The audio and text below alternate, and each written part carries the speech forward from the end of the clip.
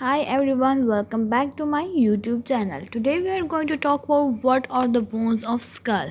We will start our topic with introduction. The human skull is complex bony structure as you can see in diagram that encases and protects the brain while providing support for sensory organs such as the eyes, ears and nose. It also serves as an attachment site for muscles involved in facial expression, chewing and speech. The skull is composed of multiple bones that are divided into two main categories, cranial bone and facial bones. First we will talk about cranial bone, that what are the cranial bones of the skull, and then we will talk about the facial bones. Cranial bones form the protective enclosure for the brain and create the cranial cavity. There are 8 cranial bones, each contributing to overall structure and function of skull. They include frontal bone, parietal bone, that are bare bone, temporal bone, occipital bone, sphenoid bone, and ethmoid bone. These are the bones, two of which are paired, and other six bones total make the 8 bones of the cranium. First, we will talk about the frontal bone. Here you can see in the diagram the dark green colored bone is frontal bone. It forms the forehead and extends to the superior portion of the orbit. It contains the frontal ear sinuses and contributes to the formation of cranial vault. It provides attachment for facial muscles and houses the supraorbital foramen.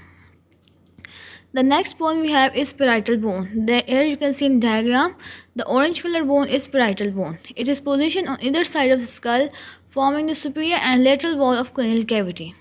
It is connected at the sagittal suture and articulated with other bones at the coronal, lambdoid and squamosal suture. The next type of bone is temporal bone. Here you can see in the diagram the purple color bone is temporal bone. It is located beneath the parietal bone on the lateral side of the skull. It contains structures critical for hearing and balance, such as the external acoustic meatus, mastoid process, and styloid process. It houses the middle and inner ear components within the petrous portion of the temporal bone. Next one we have is occipital bone. That is, you can see the pink color bone is the occipital bone. It forms the posterior occiput and base of skull, and it contains a foramen magnum through which the spinal cord passes. It features the occipital condyle which articulates with the first cervical vertebra, that is atlas. Next we have sphenoid bone. Here you can see in the diagram red color bone is the sphenoid bone.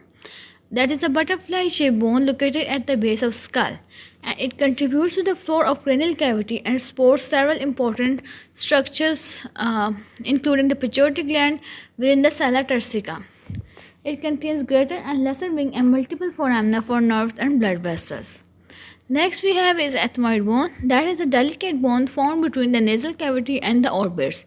It contains the cribriform plate which allows passage of olfactory nerves and the perpendicular plates which contributes to the nasal septum. Here you can see the blue yellow color bone, the light yellow color bone is basically the ethmoid bone, and it houses ethmoid air cells that are part of nasal cavity or part of paranasal sinuses basically. Next we have is facial bones, and facial bones are the bones that shape the structure of the face and provide support for soft tissue and create opening for eyes, nose and mouth.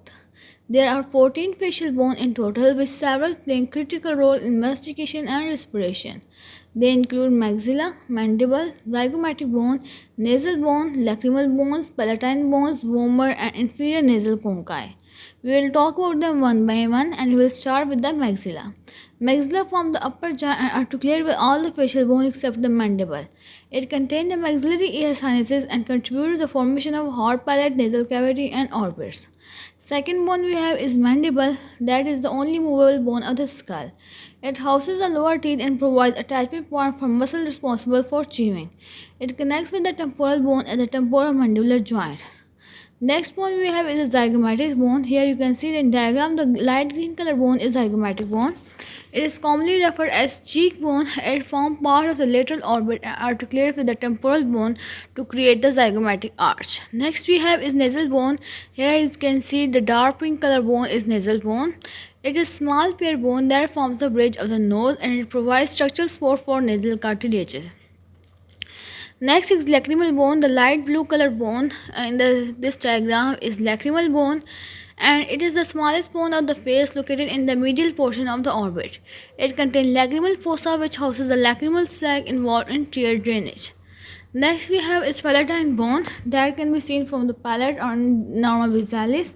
It forms the posterior portion of the hard palate and contributes to the nasal cavity. It articulates with the maxilla to complete the roof of the mouth. Next, we have is vomer, that is a single bone that forms the lower part of the nasal septum. It helps divide the nasal cavity into left and right air passages. Next, we have inferior nasal conchae, that is small curved bone within the nasal cavity, and it aids in air filtration and humidification as air passes through the nasal passages. Now let's talk about the conclusion of this video. The bones of skull are intricately structured to provide protection, support, and functionality for vital organs and processes. Understanding their anatomy helps in medical studies, surgical application, and diagnostic assessment. Mastery of cranial and facial bone is essential for students of anatomy, physiology, and related medical sciences.